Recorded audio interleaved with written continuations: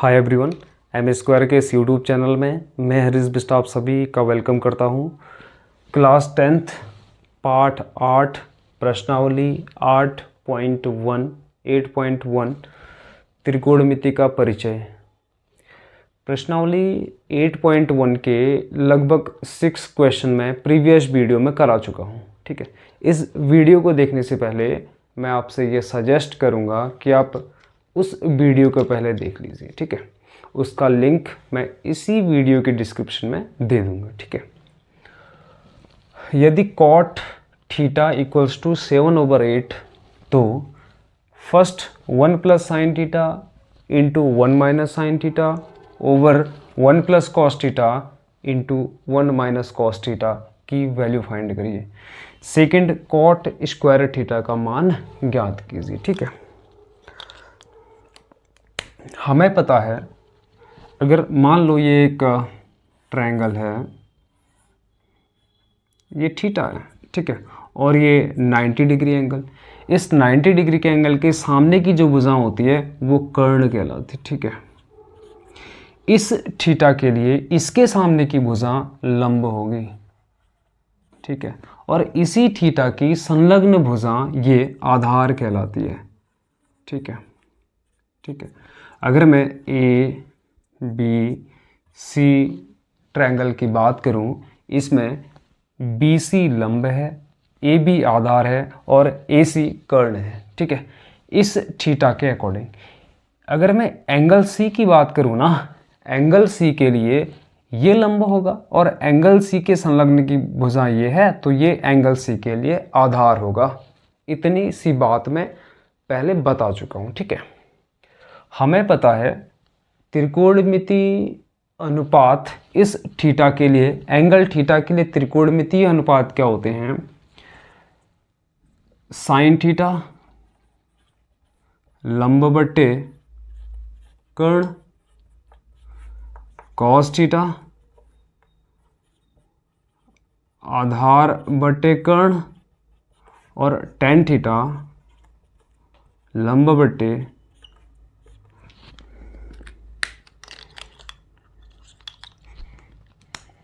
आधार। ठीक है, ठीक, या फिर लंगड़ा आम लंगड़ा कहते कहते आया। साइन थीटा के लिए लंब बट्टे कर्ण, ये वाला जो फर्स्ट इसमें L ओवर के है, इसका मतलब लंब बट्टे कर्ण, और ये साइन के लिए होगा, साइन थीटा के लिए होगा। सेकंड A ओवर के, इसमें सेकंड ये है A ओवर के मतलब आधार बट्टे कर्ण, ये कॉस थीटा के लिए, और L ओवर ये टेन थीटा के लिए। ठीक है, ठीक है, LAL over KA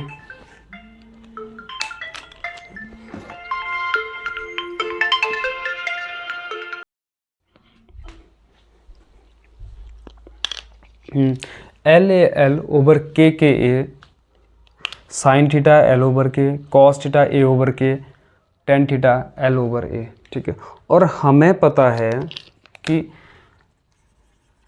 cosec theta 1 over sine theta होता है, sec theta 1 over cos theta होता है, और cot theta equals to 1 over tan theta होता है। ठीक है, इतना समझ में आया ना? अब देखो, साइन थीटा अगर L ओवर के होता है, L ओवर के है साइन थीटा, तो cosec theta 1 over sine theta equals to 1 over L over K equals to K over A. ठीक है, इसका मतलब cosec theta K over A. अगर मैं इसको उल्टा कर दूँ ना, इसके हर को मैं अंश में लिख दूं और अंश को हर में लिख दूं, तो क्या एक्सप्रेशन निकल के आती है? KA over LAL। ठीक है, ये फर्स्ट वाला तो कॉसेक थीटा के लिए होगा, ये फिर कॉस थीटा का रेसिप्रोकल होगा, कॉस थीटा का उल्टा होगा, तो फिर ये सेक थीटा, और ये A ओवर L ये फिर कॉट थीटा के लिए होगा। क्योंकि देखो टेन थीटा क्या है? एल ओवर ए लंब बट्टे आधार, कॉट थीटा क्या है, cot theta equals to 1 over tan theta equals to 1 over tan theta L over A equals to A over L. ठीक है, सेम कॉस थीटा क्या है, ए ओवर के, सेक थीटा क्या है 1 ओवर कॉस थीटा, तो फिर सेक थीटा के ओवर ए आ जाता है यहाँ से। ठीक है, इतना तो समझ में आया ना। अब हम नेक्स्ट बढ़ते हैं। देखो, अरे सॉरी यार,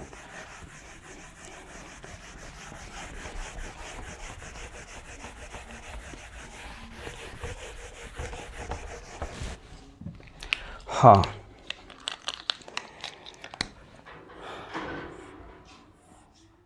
थीटा कर्ण या फिर के, इस थीटा के लिए आधार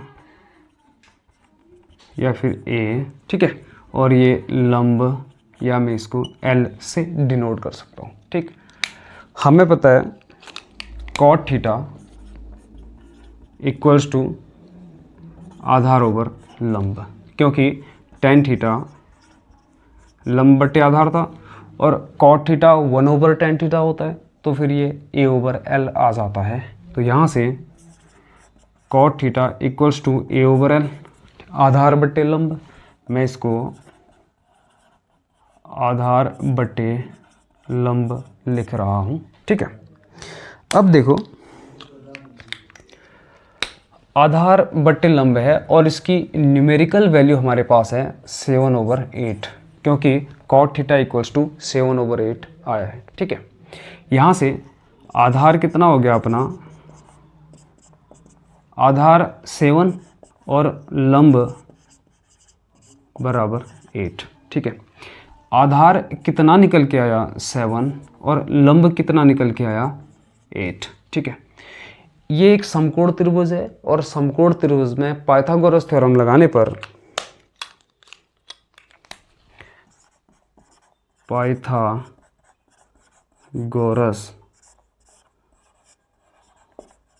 प्रमेय से त्रिभुज ए बी सी में क्या रिलेशन होता है आधार कर्ण और लंब के बीच में, ये होता है कर्ण का स्क्वायर इक्वल्स टू लंब का स्क्वायर प्लस आधार का स्क्वायर। ठीक है, इक्वल्स टू कर्ण क्या है अपने पास, अगर मैं ए बी सी एक ट्रायंगल ए सी क्या है कर्ण है, लंब का स्क्वायर, लंब हमारा 8 का स्क्वायर प्लस आधार का स्क्वायर 7 का स्क्वायर इक्वल्स टू 64 प्लस 49। ठीक है, यहाँ से ए सी स्क्वायर इक्वल्स टू 11।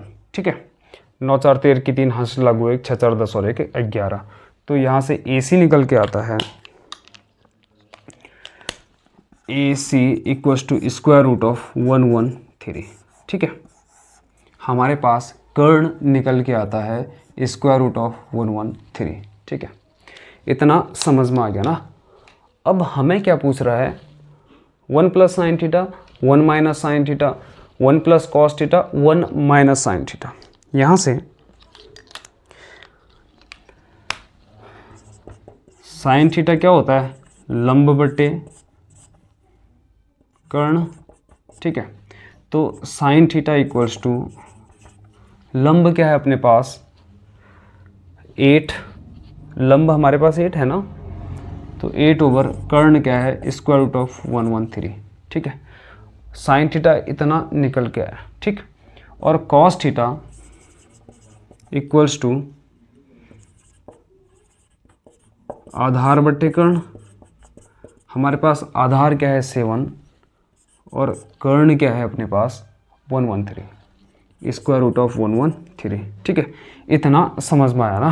यहाँ से cos theta equals to 7 over square root of 113। ठीक, अब देखो हमें इस एक्सप्रेशन की वैल्यू फाइंड करनी है ना, मैं उधर कर दूं। हाँ,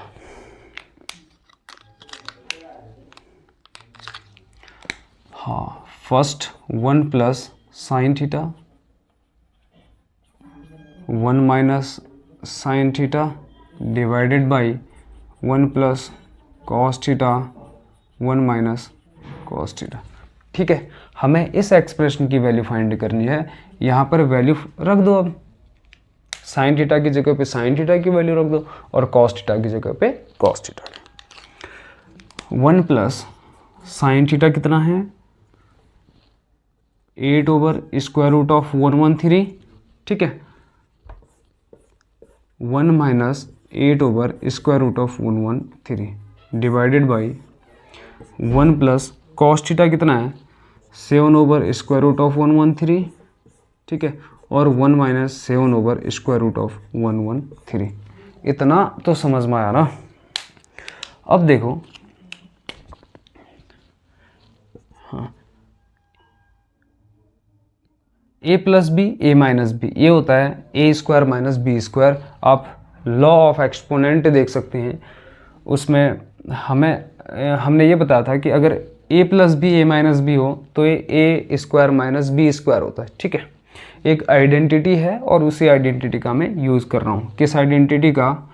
ए plus b a minus b equals to a square minus b square होता है। ठीक है, तो यहाँ से 1 का स्क्वायर माइनस बी की जगह पे 8 ओवर स्क्वायर रूट ऑफ 113 का स्क्वायर। ठीक है, यहाँ पर ए की जगह पे तो 1 है और बी की जगह पे 8 ओवर 113 है। ठीक, डिवाइडेड बाई 1 का स्क्वायर माइनस 7 ओवर 113 का स्क्वायर। ठीक है, इक्वल्स टू 1 का square 1 minus 64 over 113 square root का स्क्वायर करने पर स्क्वायर रूट हट जाता है। ठीक है, ठीक, ऐसा क्यों होता है? स्क्वायर रूट का स्क्वायर रूट करने पर स्क्वायर रूट कैंसिल हो जाता है। 1 माइनस 49 9 ओवर 113।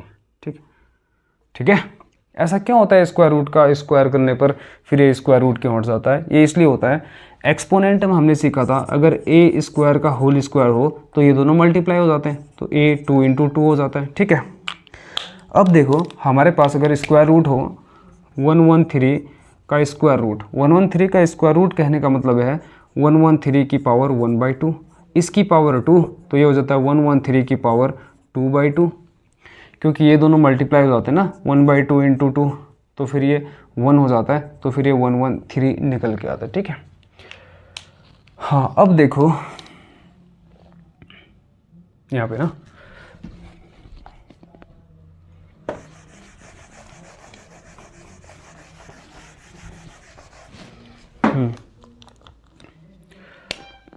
1 माइनस 64 ओवर 113 और 1 माइनस 49 ओवर 113। ठीक है, 113 माइनस 64 ओवर 113, मैंने 113 को एलसीएम ले लिया इधर मल्टीप्लाई करके। देखो अब ये 113 माइनस 49 ओवर 113। ठीक है, ये हो जाएगा 13 में से 4 9, 10 में से 6 4 49। ठीक है, 113 ओवर 9 4 13 और 10 में से 4 6 ओवर 113। ये इधर मल्टीप्लाई होगा और ये इधर मल्टीप्लाई होगा, तो ये हो जाएगा 49 इंटू 113 ओवर 113 इंटू 64। ठीक, 113 से तो 113 कैंसिल हो जाएगा, 49 ओवर 64 आंसर। ठीक है, अब हम नेक्स्ट देखते हैं कॉट स्क्वायर थीटा का मान कितना होता है। ठीक है, देखो ये आंसर। ठीक,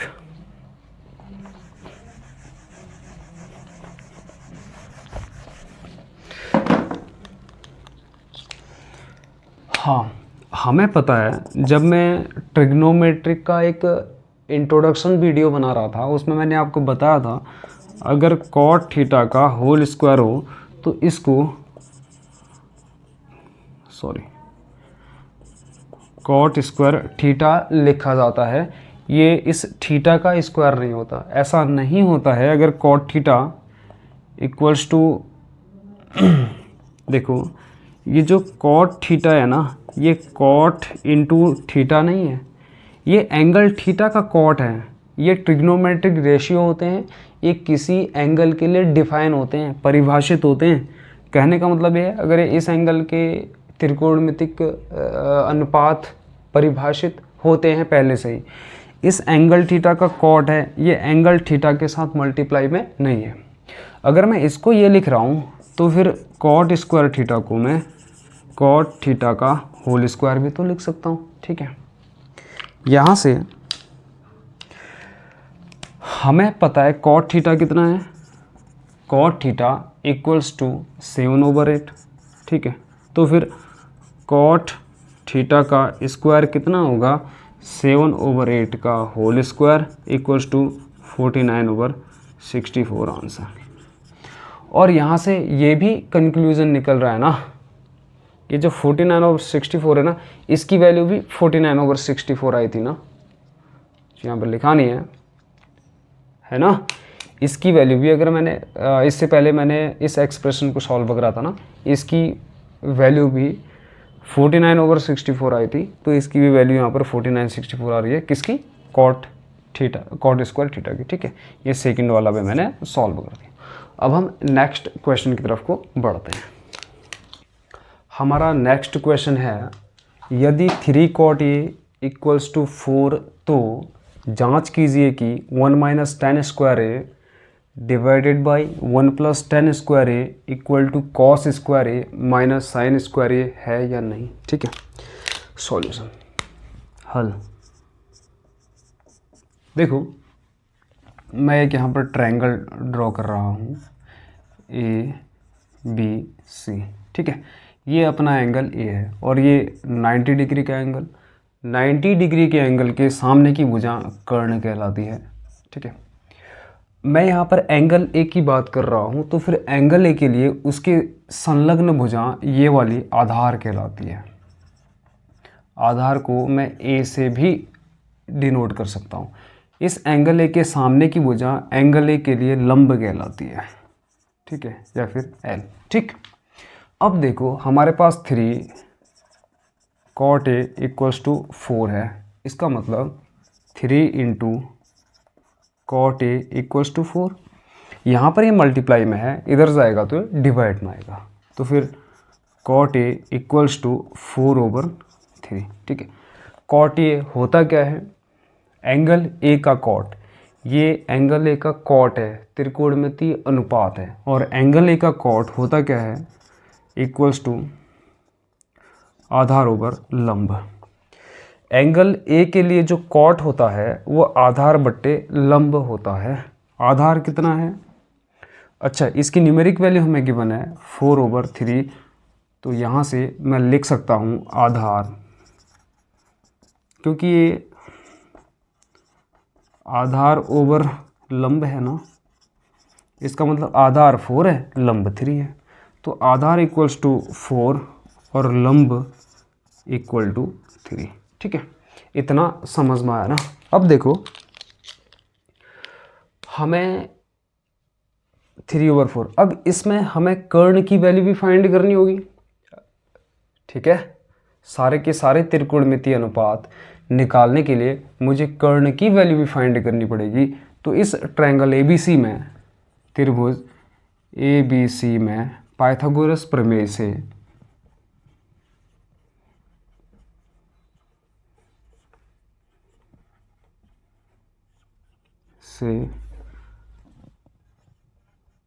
कर्ण स्क्वायर इक्वल्स टू लंब स्क्वायर प्लस आधार स्क्वायर।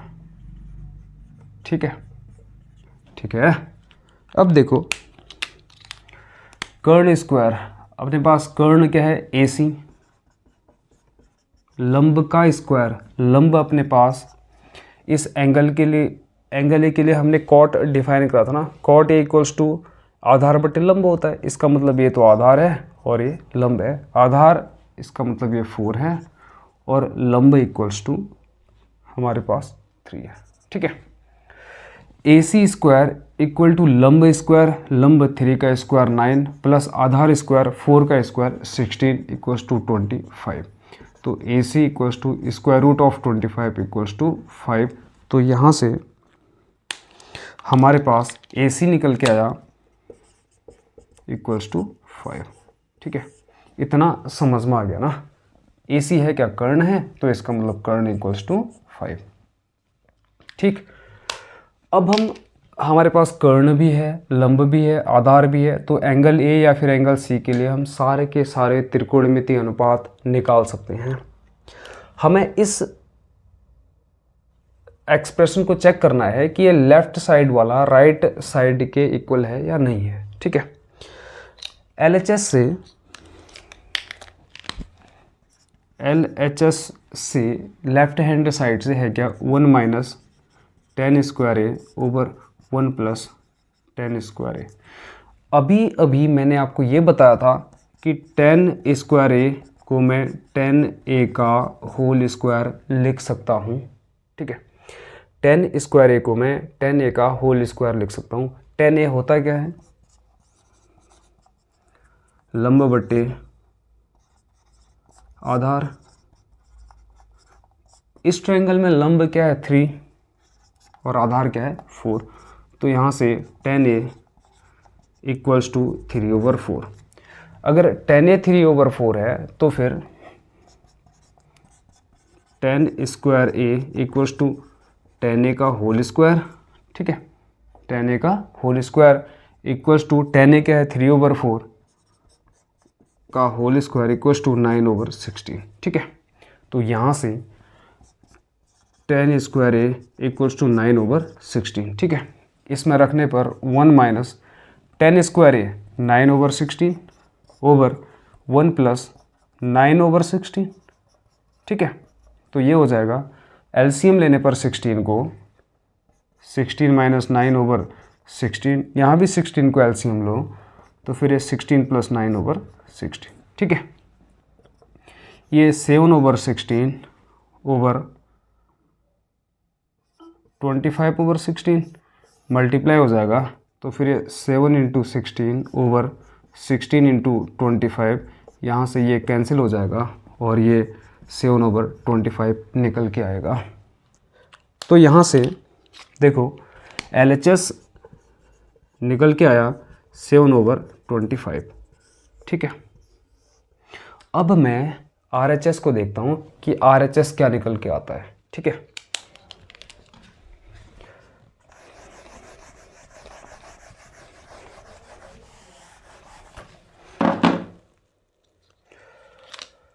हाँ, कॉस ए क्या होगा इस ट्रायंगल के लिए, आधार बटे कर्ण। आधार क्या है 4 और कर्ण क्या है 5।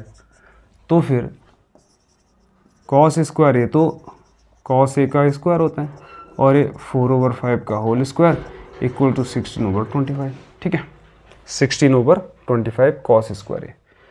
हमें साइन स्क्वायर ए भी फाइंड करना होगा।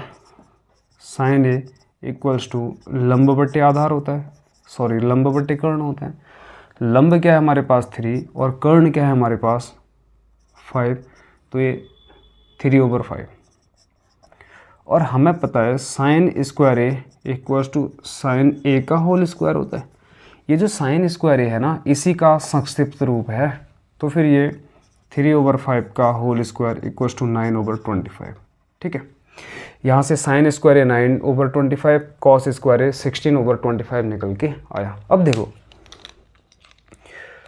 RHS में क्या है, RHS से cos square A minus sine square A, cos square A minus sine square ए। ठीक है, इक्वल्स टू कॉस स्क्वायर ए क्या है, cos square A 16/25 minus sine square A है अपना 9/25, 9/25 इक्वल्स टू 25। दोनों का हर समान है तो फिर ये हो जाएगा 25 16 माइनस 9। इसका मतलब 16 में से 9 को माइनस करो 7/25। ठीक है, 7/25। 25। RHS निकल के आया 7/25, हमारा LHS भी 7/25 है। तो यहाँ से कंक्लूज़न ये निकलता है, निष्कर्ष ये निकलता है कि LHS बराबर RHS है। मैं डायरेक्ट लिख सकता हूँ, इसको मैं डाल देता हूँ।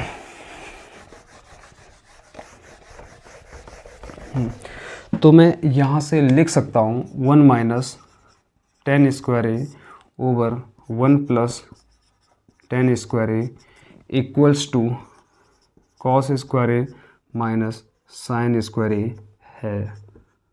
ठीक है, आंसर। ठीक, यहाँ से 1 minus tan square A over 1 plus tan square A equals to cos square A minus sine square A है। ठीक है, अब हम नेक्स्ट क्वेश्चन की तरफ को बढ़ते हैं। हमारा नेक्स्ट क्वेश्चन है क्वेश्चन नंबर 9। त्रिभुज ABC में जिसका कोण B समकोण है। देखो, एक त्रिभुज बना रहा हूँ मैं, इसमें जो एंगल B है वो समकोण है। मान लो ABC है। ठीक है, एंगल B क्या है? एक समकोण है। एंगल B पर ये समकोण है। यदि tan A 1/√3 हो तो निम्नलिखित के मान ज्ञात कीजिए। हमें एंगल A के लिए tan A की वैल्यू दी गई है, मतलब इस एंगल A के लिए जो tan है ना, उसकी वैल्यू हमें गिवन है। ठीक है, और ये ध्यान देना, एंगल A के त्रिकोणमितीय अनुपात और एंगल C के त्रिकोणमितीय अनुपात अलग होंगे। ठीक है, देखो एंगल A के लिए जो tan है, हल tan A equals to 1/√3। tan A क्या होता है, मतलब एंगल A के लिए tan किस प्रकार परिभाषित है? देखो,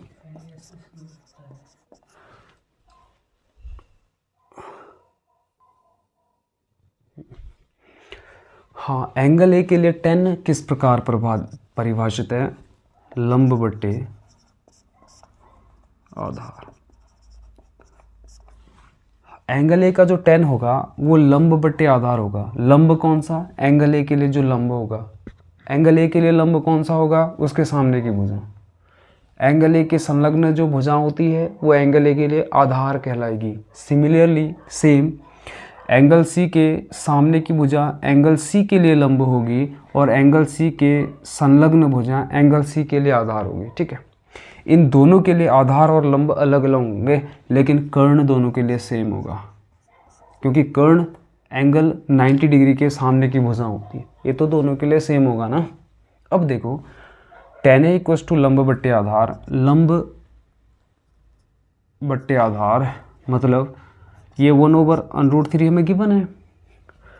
लंब 1 है, आधार √3 है। तो यहाँ से लंब इक्वल्स टू 1 और आधार बराबर √3। एंगल A के लिए लंब कौन होगा? ये। ठीक है, एंगल A के लिए आधार कौन होगा? ये। और आधार कितना है? √3 और लंब कितना है? 1।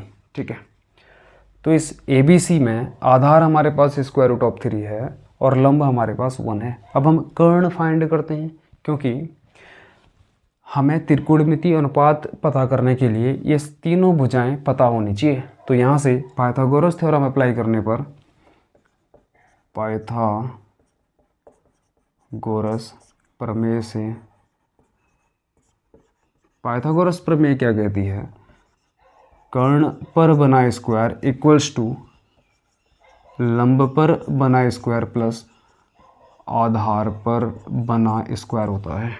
अगर ये चीज़ कहाँ से आई ये पता करना है तो आप पाइथागोरस प्रमेय के प्रूफ को देख सकते हैं। वो मैंने इसी चैनल पर डाला है। ठीक है, एक वीडियो बनाई है सेपरेट, आपको मिल जाएगी। ठीक, कर्ण square AC square equals to लंब स्क्वायर 1 का स्क्वायर प्लस आधार स्क्वायर √3 का स्क्वायर। ठीक है, ये तो 1 होता है, 1 का स्क्वायर प्लस √3 का स्क्वायर होता है 3, स्क्वायर रूट हट जाता है। क्यों हटता है? ये लॉ ऑफ एक्सपोनेंट में आपको देखने को मिलेगा। ठीक है, यहाँ से AC स्क्वायर इक्वल्स टू 4 और AC इक्वल्स टू √4, ये 2 का स्क्वायर है, तो फिर इस 4 का स्क्वायर रूट 2 होगा, ठीक है। तो यहाँ से ए सी इक्वल्स टू 2, ठीक। तो ए सी क्या है, अपना कर्ण है, और कर्ण निकल के आया 2, ठीक है। क्या चीज़, 2, ठीक। अब देखो हमारे पास कर्ण है, लंब है, आधार है, तो यहाँ से हम सारे के सारे त्रिकोणमितीय अनुपात पता कर सकते हैं ना। हाँ, आपको यहाँ पर ये चीज़ नोट करनी होगी, एंगल सी के लिए लंब ये होगा और आधार ये होगा। मैं यहाँ पर एंगल सी के लिए भी बना देता हूँ, ए बी सी, ये एंगल सी है, एंगल सी के लिए लंब होगा और इसकी वैल्यू कितनी है, स्क्वायर रूट ऑफ 3, ठीक है। और ये एंगल सी के लिए आधार होगा, इसकी वैल्यू कितनी है 1 और कर्ण 2 है, ठीक है। एंगल सी के लिए ये चीज़ लंब होगी और इस साइड की, इस भुजा का जो मान है वो तो स्क्वायर रूट ऑफ 3 है। इस साइड का मान, इस साइड की लंबाई स्क्वायर रूट ऑफ 3 है, चाहे फिर ये लंब हो आधार हो, इससे कोई मतलब नहीं है। वो बात अलग है कि ये चीज़ ये चीज़ सी के लिए लंब है और ए के लिए आधार है, लेकिन इसकी लंबाई तो सेम ही रहेगी ना। देखो अब फर्स्ट क्या है, हाँ यहाँ से पहले हम साइन ए फाइंड कर लेते हैं। साइन ए इक्वल्स टू लंब बट्टे कर्ण। लंब किसके लिए, एंगल ए के रेस्पेक्ट में, एंगल ए के रेस्पेक्ट में लंब 1 है, तो यहाँ से 1 ओवर कर्ण कितना है 2, ये 1 ओवर 2 निकल के आया। कॉस सी, इस एंगल सी के लिए कॉस क्या होता है, आधार बटे कर्ण, ठीक है। एंगल सी के रेस्पेक्ट में आधार क्या है 1 और कर्ण क्या है 2, ठीक है। कॉस ए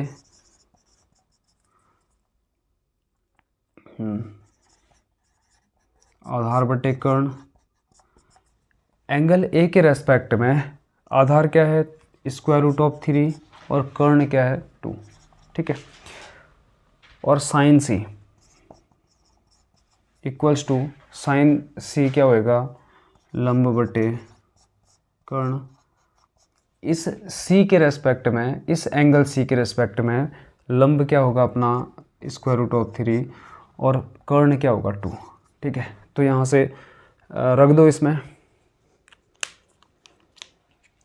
हाँ, sine A cos C plus cos A sine C equals to, sine A क्या है अपने पास 1 ओवर 2 इंटू कॉस सी क्या है 1 ओवर 2 प्लस कॉस ए क्या है square root of 3/2 into sine C क्या है स्क्वायर रूट ऑफ 3/2, ठीक है। तो ये 1 ओवर 4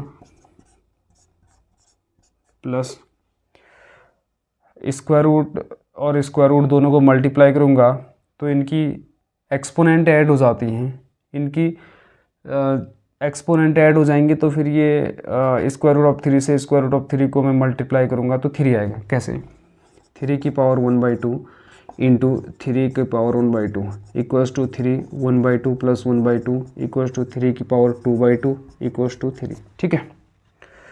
तो फिर ये 3 ओवर 4, तो यहाँ से ये 4 ओवर 4 इक्वल्स टू 1, इन दोनों को मल्टीप्लाई करा 3 और 2 2 ज़ा 4, 2 2 ज़ा 4 1 ओवर 4, 4 ओवर 4 1, ठीक है। ये 1 निकल के आया। अब हम कॉस ए कॉस सी की वैल्यू फाइंड करते हैं, ठीक है। इधर कर लो। नेक्स्ट है second, cos A cos C minus sine A sine C. Cos A क्या है हमारे पास square root of 3/2, square root of 3/2 into cos C क्या है हमारे पास 1 ओवर 2 माइनस साइन ए क्या है हमारे पास 1 ओवर 2 साइन सी क्या है हमारे पास, square root 3/2, square root 3/2 equals to square root 3/4, square root 3 1 जा स्क्वायर रूट 3, 2 2 जा 4, minus square root 3/4 equals to 0। ठीक है, इक्वल्स टू 0। तो ये तो 0 निकल के आया और ये 1 निकल के आया। ठीक है, अब हमारा नेक्स्ट क्वेश्चन है त्रिभुज पी क्यू आर में जिसका कोड क्यू सम कोड है, P R plus Q R 25 centimetre और पी क्यू 5 सेंटीमीटर है, sine P cos P tan P के मान ज्ञात करो।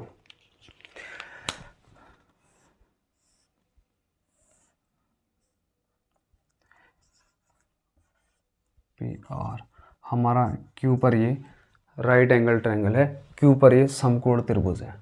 ठीक है, अब देखो हमें हल दिया है, क्या क्या दिया है, P R plus Q R equals to 25 centimetre.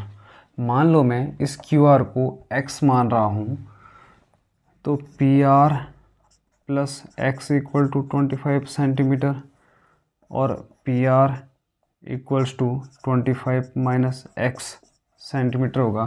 तो यहाँ से पी आर जो निकल के आया ये 25 माइनस एक्स सेंटीमीटर निकल के आया और क्यू पी हमें गिवन है 5 सेंटीमीटर।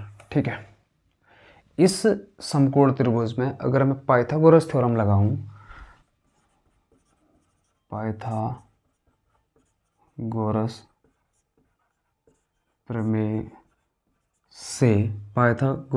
से क्या होता है, पाइथागोरस प्रमेय कर्ण पर बना स्क्वायर बराबर लंब प्लस आधार स्क्वायर।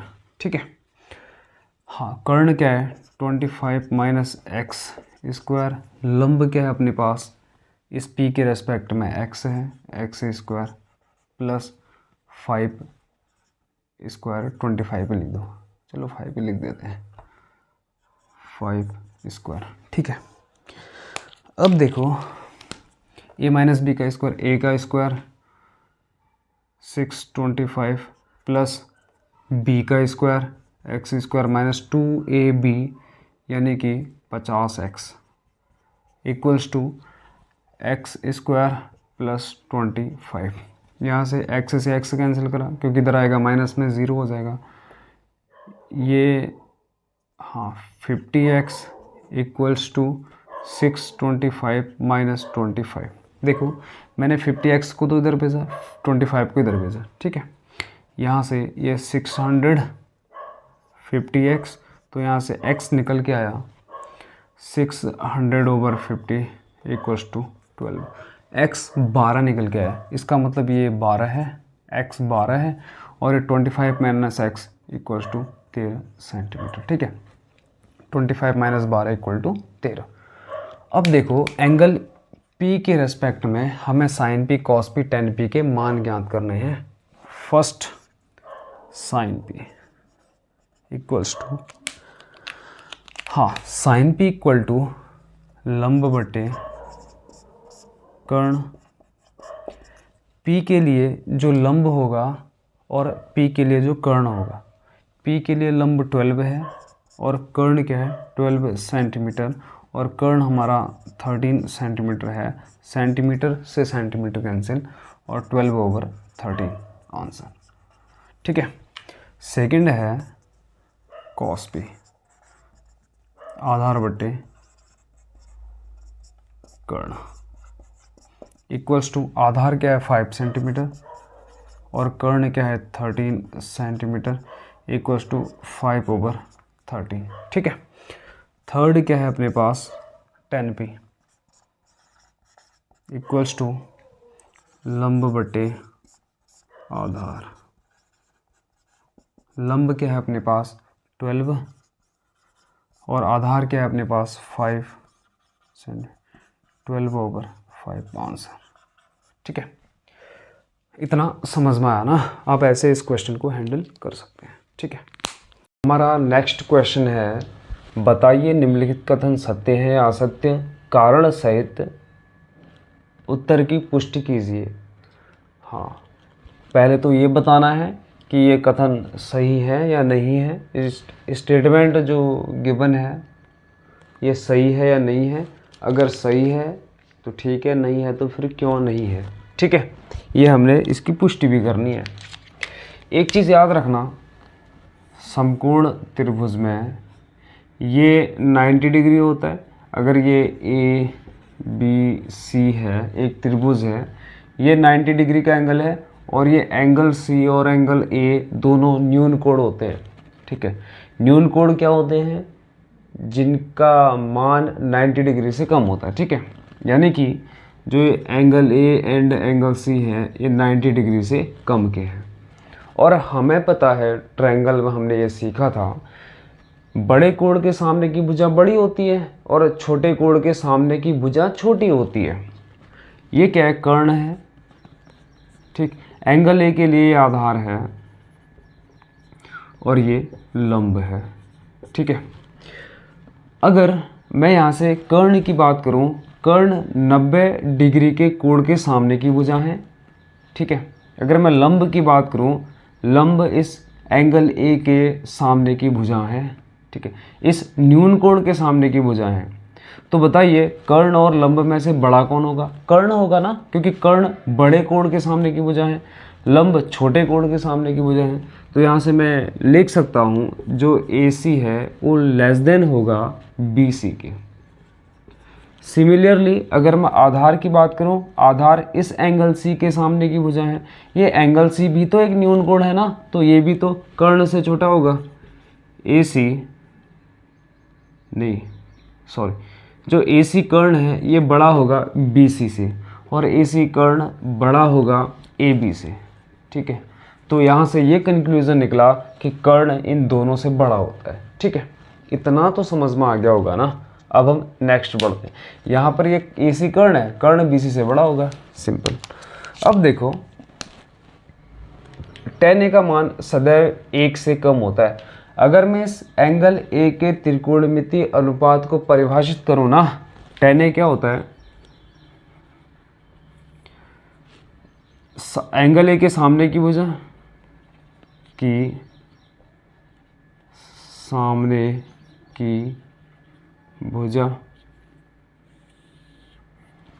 और एंगल A की संलग्न भुजा।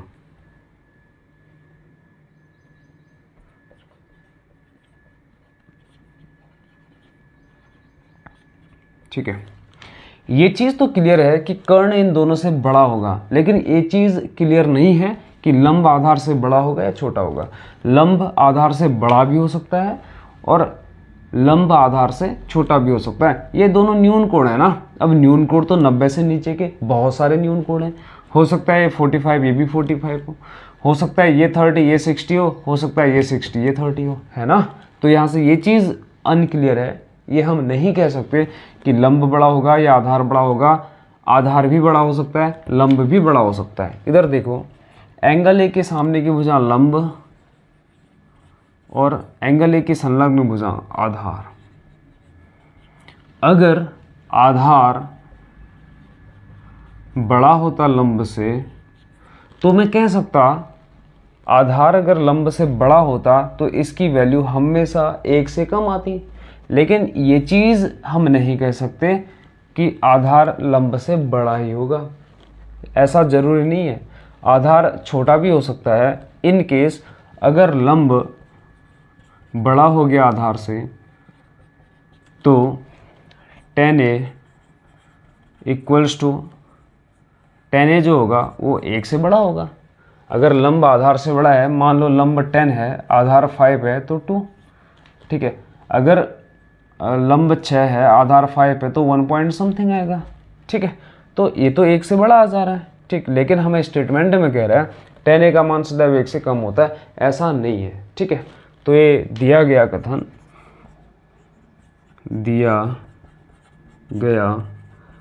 कथन असत्य है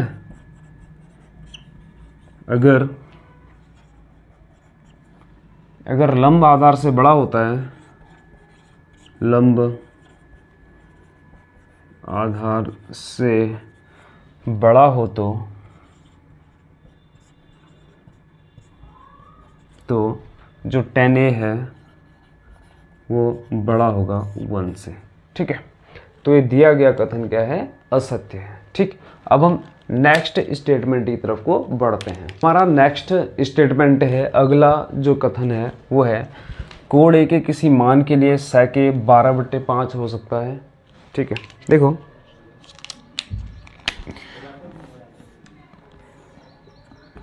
A B C, ये एंगल ए है, ये कर्ण है और ये आधार है और ये लंब है। और हमें पता है कर्ण हमेशा बड़ा होता है आधार से, और जो कर्ण है वो हमेशा लंब से भी बड़ा होता है। ठीक है, ठीक है। अब देखो ये sec A क्या होता है,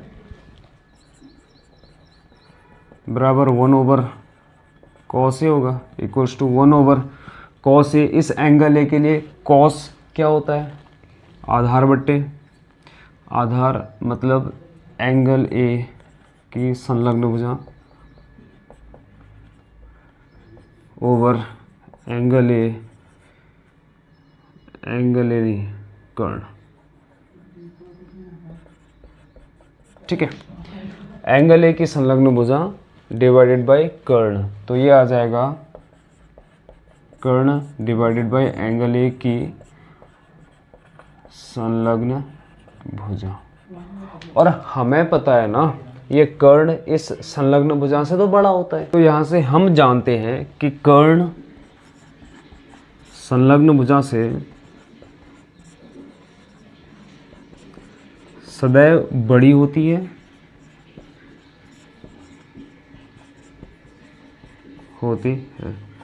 अतः अगर कर्ण बड़ा होता है, अगर अंश किसी फ्रैक्शन का बड़ा है तो वैल्यू बड़ी मिलती है। ठीक है, तो अतः दिया गया कथन सत्य है। ठीक है, कथन क्या कह रहा है, ये कर्ण है और ये क्या चीज़ है, हमारा आधार। कर्ण आधार से बड़ा है तो ये चीज़ ठीक है, 12/5 हो सकता है। इस 12/5 में कर्ण बड़ा है ना आधार से, तो ये चीज़ें हो सकती हैं। ठीक है, तो ये दिया गया स्टेटमेंट हमारा बिल्कुल सही है, दिया गया कथन एकदम सत्य है। अब हम तीसरे कथन की ओर बढ़ते हैं। हमारा नेक्स्ट स्टेटमेंट है cos A कोण A के कोसेकेंट के लिए प्रयुक्त एक संक्षिप्त रूप है। ठीक है, हाँ, हमारा ये एक ट्रायंगल है ABC। इस एंगल के लिए जब त्रिकोणमितीय अनुपात परिभाषित करे थे तो इस एंगल का first sine second angle A का कोसाइन। ठीक है, मैं इसको कोसाइन ए से लिखता हूँ। ठीक, साइन ए का संक्षिप्त रूप तो साइन ए है और कोसाइन ए का संक्षिप्त रूप कॉस ए है। तो जो कॉस ए है ये तो कोसाइन का संक्षिप्त रूप है, लेकिन यहाँ स्टेटमेंट तो मैं तो कहा है कोण ए के कोसेकेंड के लिए प्रयुक्त एक संक्षिप्त रूप है। इस कोसेकेंड का संक्षिप्त रूप तो कॉसेक होता है। ठीक है, कॉसेक ए। ठीक है, ये मैं बता चुका हूँ। तो ये कथन क्या है, असत्य है। क्यों असत्य है, क्योंकि इस कोसेकेंड का संक्षिप्त रूप कॉसेक होता है, लेकिन यहाँ पर दिया गया है कि यार कॉसेक ए इसका संक्षिप्त रूप होता है, जो कि गलत है। ठीक है, अब हम कथन 4 की तरफ को बढ़ते हैं। नेक्स्ट है कॉट ए, कॉट और ए का गुणनफल होता है। जब मैंने आपको त्रिकोणमितीय अनुपात बताए थे angle A B C, angle A का कोटेंजेंट क्या होता है, कोण ए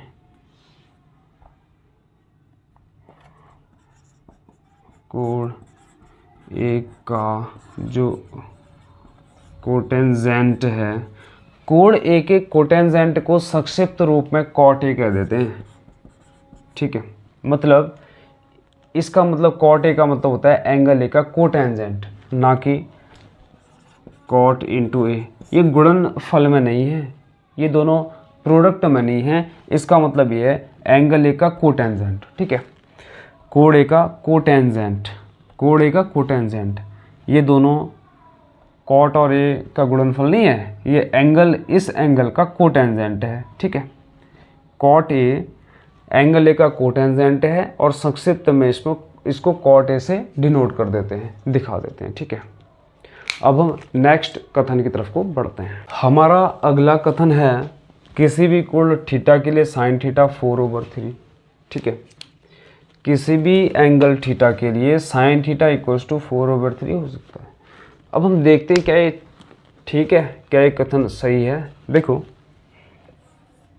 ये एक ट्रायंगल है, ये एंगल थीटा है और ये 90 डिग्री के सामने की भुजा कर्ण, और ए बी सी, ये ए और एंगल सी दोनों न्यून कोण होंगे, ठीक है। Angle A less than 90 degree, angle C less than 90 degree, ठीक है।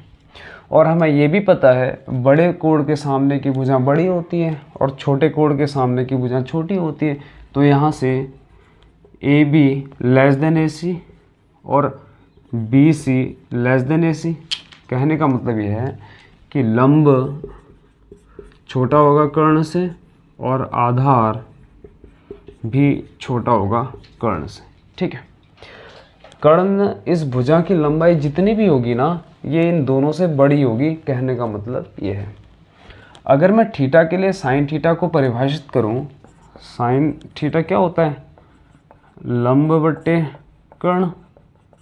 लंब मतलब थीटा के सामने की भुजा, एंगल के सामने की भुजा डिवाइडेड बाय कर्ण, कर्ण, ठीक है।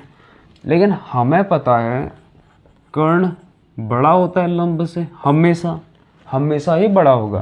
कर्ण लंब से हमेशा बड़ा होगा अगर किसी भी फ्रैक्शन का ये अंश है और ये हर है। अंश अगर हमेशा हर से बड़ा होता है तो फिर इसकी इस फ्रैक्शन की वैल्यू 1 से बड़ी आती है। अगर हर बड़ा है अंश से तो इस फ्रैक्शन की वैल्यू हमेशा 1 से छोटी आती है, ठीक है। अगर किसी फ्रैक्शन का अंश बड़ा है हर से तो हमेशा 1 से बड़ी आएगी इसकी वैल्यू। अगर हर बड़ा है फिर अंश से तो इसकी वैल्यू हमेशा 1 से छोटी आएगी। अब देखो कर्ण लंब से हमेशा बड़ा होता है, तो जो साइन थीटा की वैल्यू आएगी वो 1 से हमेशा कम आएगी। लेकिन यहाँ पर तो ये साइन थीटा की वैल्यू 1 से ज़्यादा आ रही है, 3 1 3 समथिंग कुछ आ रहा है, तो ये तो 1 से बड़ा आ रहा है ना। लेकिन साइन थीटा की वैल्यू तो हमेशा 1 से कम आएगी। तो यहाँ से ये दिया गया कथन क्या है, दिया गया कथन असत्य है, ठीक है। ये एक्सरसाइज भी कंप्लीट होती है। अब हम नेक्स्ट पढ़ेंगे, ठीक है।